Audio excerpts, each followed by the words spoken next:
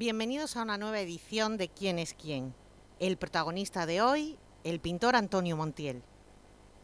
Antonio es uno de los 4 hijos de Antonio Montiel y María González, él de Almojía y ella de Villanueva de la Concepción, que como tantos andaluces, en los años 60 tuvieron que dejar su tierra natal para instalarse en Madrid y asegurarse el porvenir. No obstante, siempre que podían, especialmente en Navidad y las vacaciones de verano, regresaban a Málaga.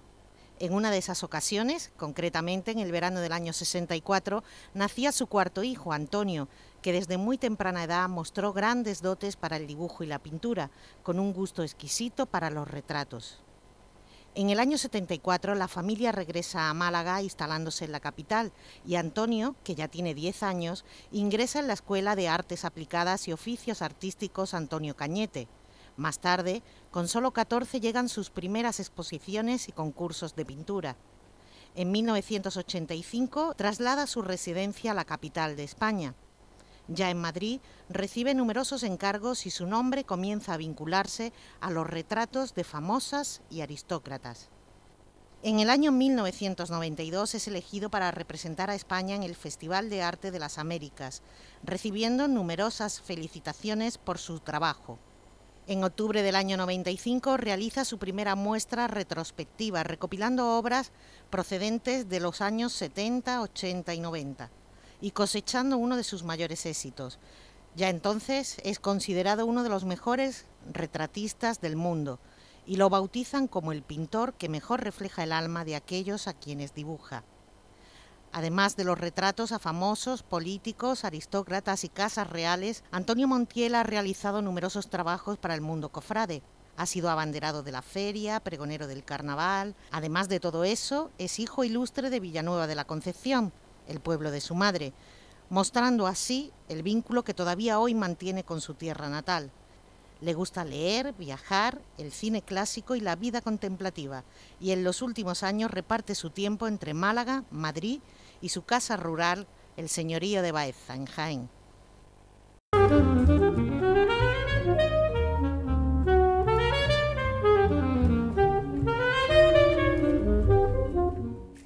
¿Sabe por qué o por quiénes le pusieron su nombre?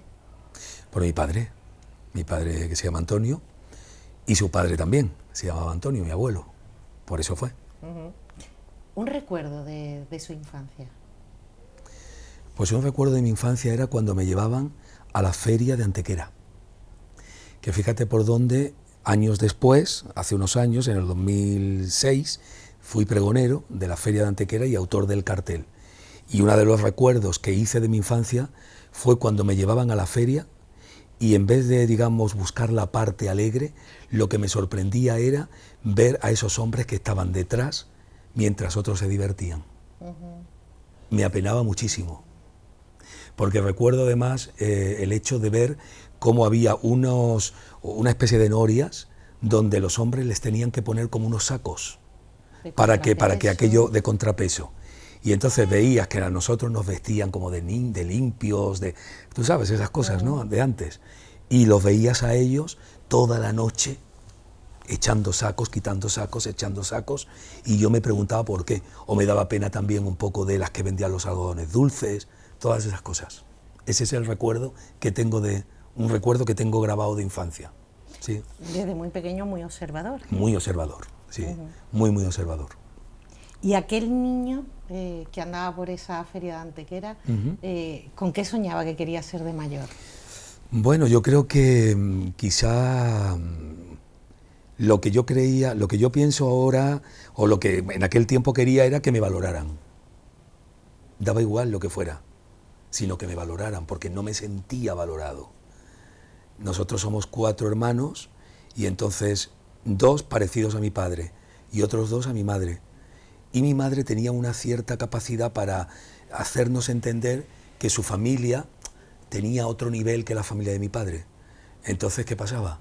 Que los que nos parecíamos a mi padre queríamos ser como ella, ¿no?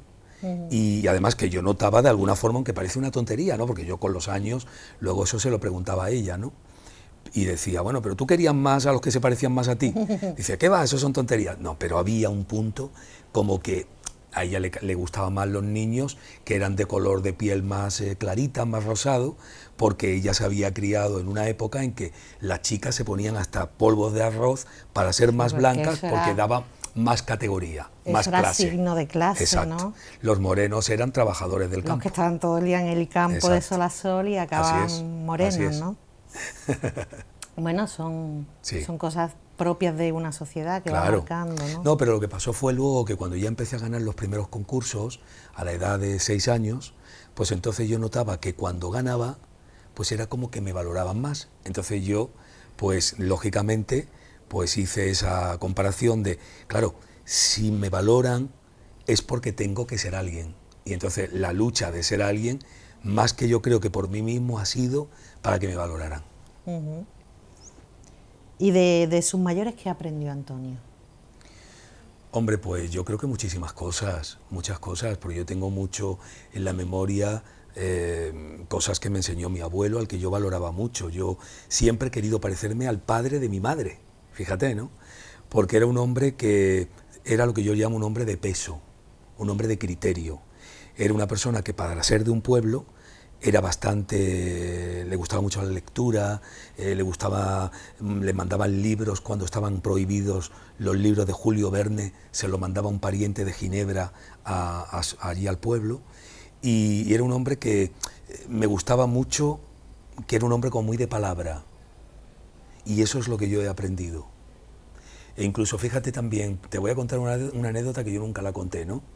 Pero yo escuchaba a mi madre cuando yo era niño, escuchaba la radio, escuchaba una novela que se llamaba Simplemente María, que fue una novela que tuvo muchísimo tirón. Pensemos que entonces no había los medios que Claro, hay hoy. y además era curioso porque tú escuchabas por los patios la radio puesta a esas horas, que era a partir de las 4:30 hasta las 5:30 de la tarde, ¿no? Estaba en el colegio, no me daba tiempo, pero recuerdo que lo poco que escuchaba cuando llegaba, como el personaje de María era una mujer que había sido una luchadora, que venía de pueblo, que tenía como un peso, una categoría de ser responsable, de una persona con esfuerzo, de querer progresar y tal, esas fueron mis influencias de pequeño. Mi abuelo y aquella radionovela llamada Simplemente María. ¿Su color favorito? El azul, que además es el color que me recuerda a Málaga, cuando están los días limpios y soleados, ¿no? El azul. Casi todo el mundo dice que además el color del cielo y del mar de Málaga es irrepetible. Sí, sí, porque yo creo que es quizá también la visión que nosotros podemos tener, ¿no? De la atmósfera, del ambiente, ¿no? Y como Málaga tiene un toque como alegre, Málaga no es la ciudad más bella de España, pero sí tiene, digamos, la que tiene algo, una energía especial, ¿no? Eso lo dice hasta gente que viene de Sevilla, ¿no? Y eso es cierto, es decir, sin ser la ciudad más bella, que sí que la están haciendo bella ahora, porque está irreconocible, es decir, yo cada vez que vengo, cada vez me la encuentro diferente, con un progreso increíble, ¿no? Es para pasear, para poder disfrutar de algo que hemos vivido de espaldas, que es el mar, el puerto, Sin duda. todo eso, ¿no? Pero Málaga hace unos años estaba como un poco dejada, ¿no? Yo me acuerdo que cuando me fui a Madrid en el año 86, Málaga todavía seguía siendo muy provinciana, ¿no? Y estaba como un poco dejada, ¿no? Abandonada. Veía sitios que eran bonitos, pero sucios, Mucho dejados, contraste. ¿no? En cambio ahora Málaga está, vamos, irreconocible, es una ciudad preciosa, ¿no? Pero tiene una luz y una claridad que hace que los colores sean más brillantes que en otra ciudad, ¿no? Por eso los azules son mucho más brillantes. Más intenso. ¿Su sabor o su comida favorita? Pues bueno, es un poco extraño porque a pesar de que debería gustarme el pescado, que es lo típico de aquí, y yo que me siento además muy malagueño, fíjate, yo soy muy dado a la comida italiana. Me gustan muchísimo las pastas, ¿no? Y las ensaladas, me encantan también. Si tuviera que poner sonido a su vida, esa banda sonora de la vida, ¿cómo sería? ¿Cómo sonaría? ¿A qué estilo musical? Pues, no sé, a mí me gustaría, por ejemplo, me gusta precisamente una música que era sintonía de Simplemente María, que es de un músico de un clásico, que es Salvador Bacarís, y ahora mismo no me acuerdo el título exactamente, Andantina o algo así, ¿no? Es una música que incluso sirvió para el espectáculo de inicio de Azabache, de la obra musical que se hizo en Sevilla, en la Expo 92. En la Expo 92, ¿no? Quizá esa música. ¿Y el cine le gusta? Me encanta, sí, mucho. Pero más el cine un poco de antes, más que el actual, ¿no? Porque hoy se hace un cine en el cual se quiere llevar muy el cine a ras del suelo, ¿no? De la gente, ¿no? Y yo creo que las cosas que son espectáculo tienen que tener una visión que estén como por encima de lo cotidiano, ¿no? ¿Y lo que más aprecia de los demás? La honestidad, sí, es lo que más que la simpatía y todas esas cosas, ¿no? Hay gente que te puedes encontrar que no es simpática, pero es honesta, y yo lo prefiero eso, antes que la simpatía. ¿Hay algo que le quite el sueño? Sí, la traición de las personas a las que quiero, que no comprendes el porqué, o que por una simple tontería se pierdan las cosas, o todo lo que se han dado, todas esas cosas sí, me pueden quitar un poco el sueño. ¿Hay algún sueño que quede por cumplir? Pues la verdad es que ser cada día más consciente y disfrutar de cada instante, de cada momento, que son cosas que antes no hacía. Estaba tan preocupado por querer conseguir o llegar, y al final, como decía el maestro, lo importante no es la meta, es el camino. El camino es parte fundamental, ¿no? Por eso te quiero decir. Entonces hay tantos momentos que disfrutar en el instante, que cuando eres consciente, yo hace unos días estaba en la playa y digo, ay, nunca he disfrutado la playa tanto como ahora. Y es debido a que decía, qué maravilla, qué esto, qué bien, que el sol, el airecito y qué bien el agua, y era muy consciente de todo. Mientras que hay veces que antes te metías y estabas dándole vueltas pensando lo que tienes que hacer pasado mañana, lo que te pasó ayer.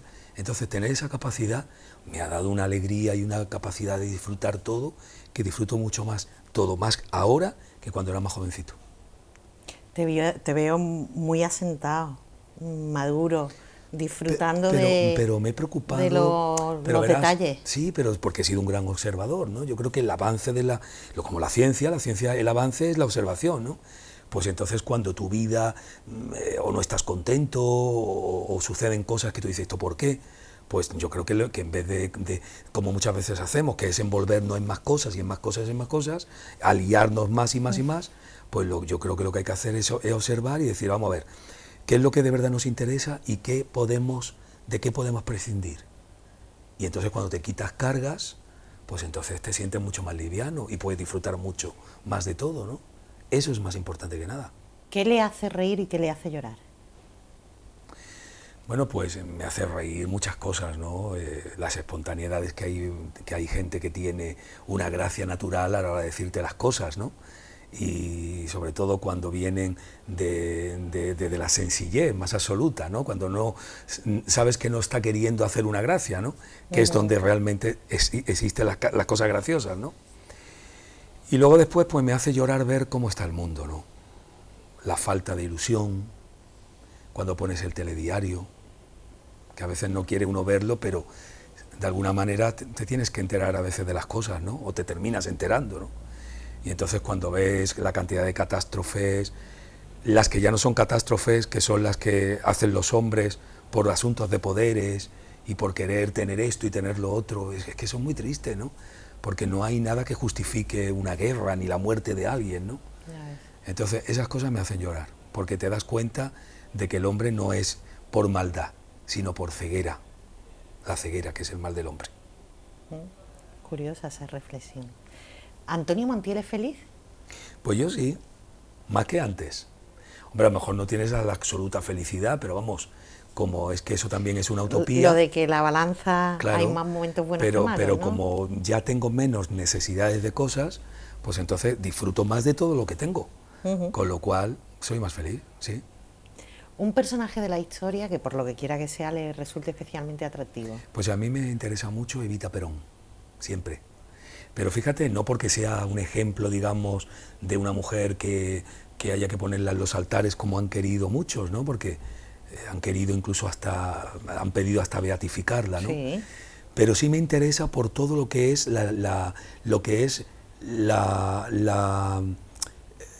lo que tiene de literato su historia, ¿no?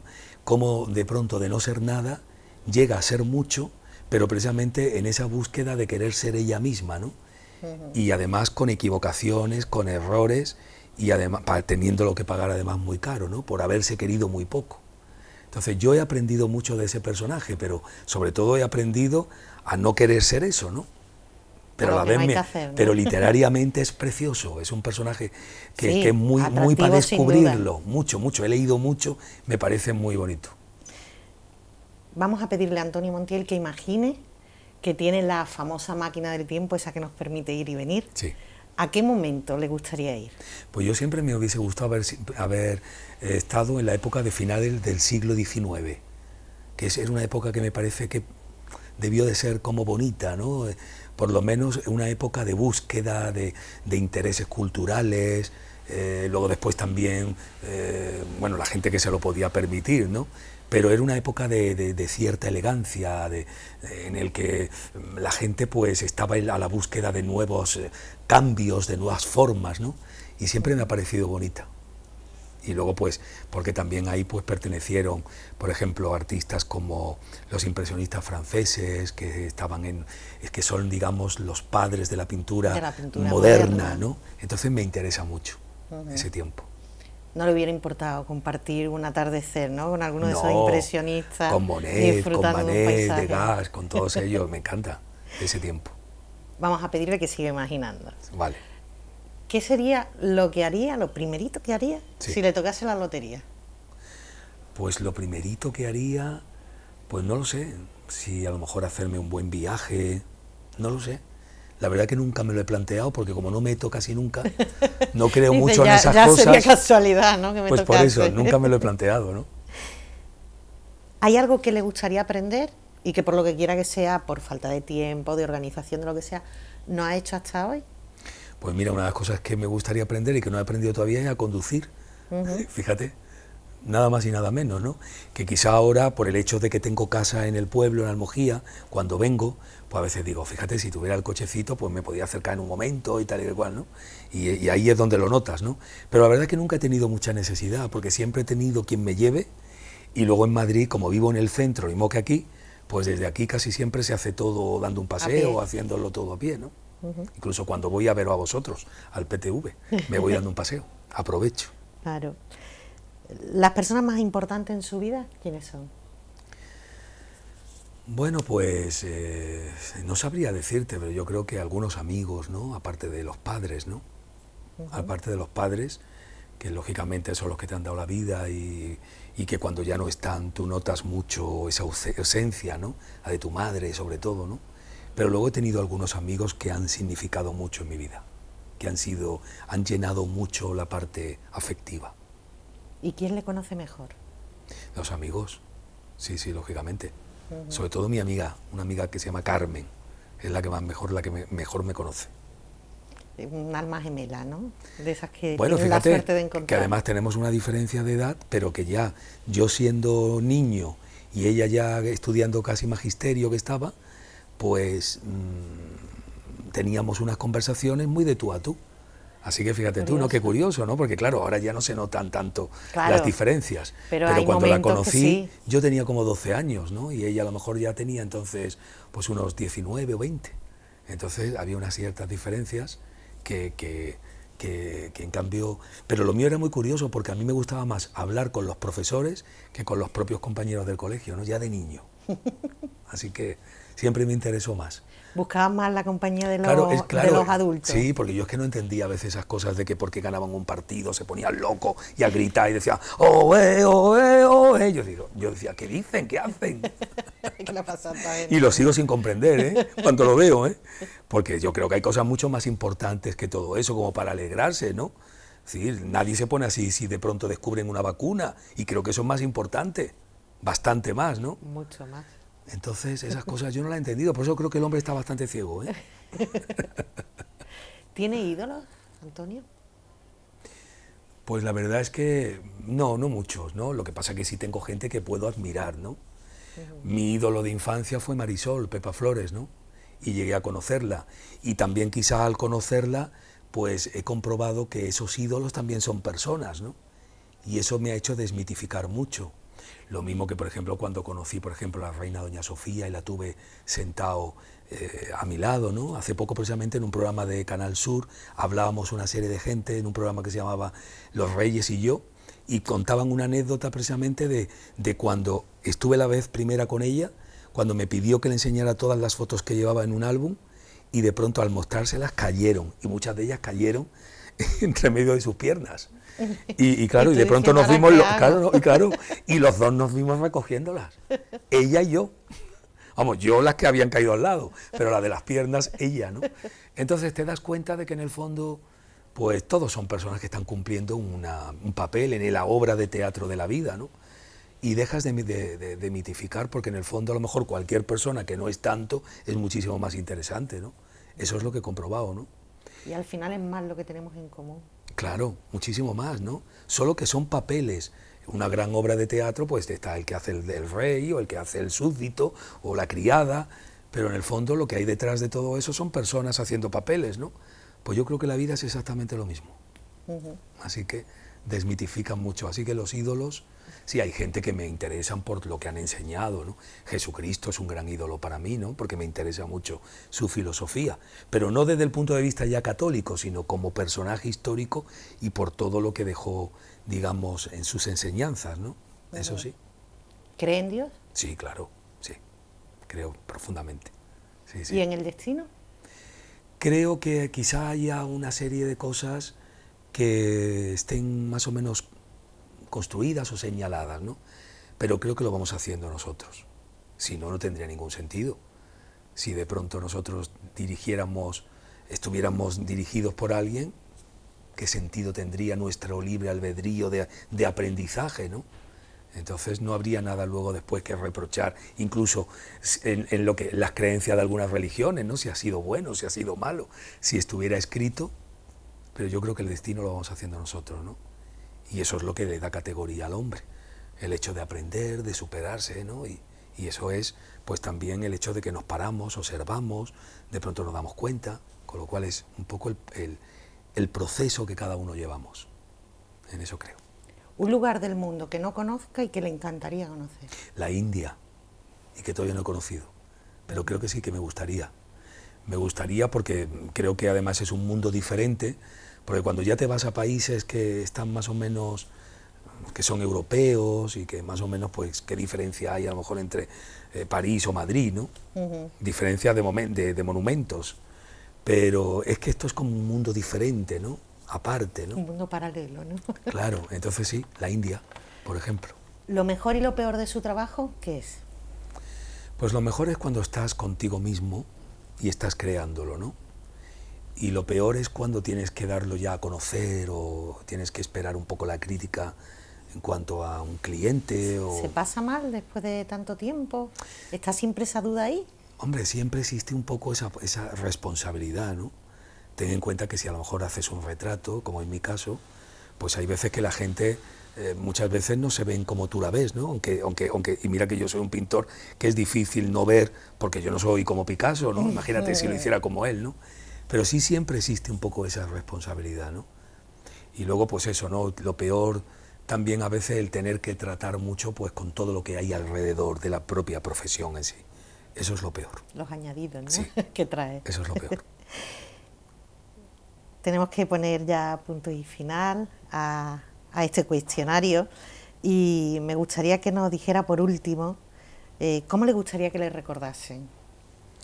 Que pasen muchos años y sí. que de repente haya un grupo de malagueños y surja el nombre de Antonio Montiel. ¿Qué le gustaría escuchar? Hombre, pues sobre todo lo que me gustaría es que fui honesto, que era honesto y sincero también con lo que hacía como artista y también como persona, ¿no? El haber sido una buena persona, una persona pues agradable, atento con los demás, simpático, esas buena cosas. gente, ¿no? Sí, que se dice aquí. Claro, yo creo que sí. Eso es lo que más me gustaría. Pues Antonio, muchísimas gracias por dedicarnos tu tiempo, por abrirnos las puertas de esta casa que casi, yo diría casa museo. Bueno, está ahí, haciendo la competencia a la de Jaén, ¿no? No, que ya más grande. Y hasta pronto. Hasta siempre. Y espero además que además disfruten mis paisanos con esta muestra que voy a hacer ahora en el castillo de Bismiliana y que va a estar hasta el 19 de septiembre. Se inaugura el 8. El 8. 8 de agosto hasta 19 de 19 septiembre. de septiembre. Con lo cual va a estar un mes y pico. Pues nada, ahí tenemos una cita Eso. con Antonio. Gracias. Un beso. Tras nuestro cuestionario llega el momento de la despedida y lo hacemos como siempre, dándoles las gracias y dejándoles con una reflexión. Hoy, y en homenaje al invitado, Antonio Montiel González, hemos elegido una frase del conocido dramaturgo y escritor irlandés Oscar Wilde, que dijo: mientras que para la sociedad no existe mayor pecado que la vida contemplativa, los más cultos opinan que la contemplación es la ocupación natural del hombre.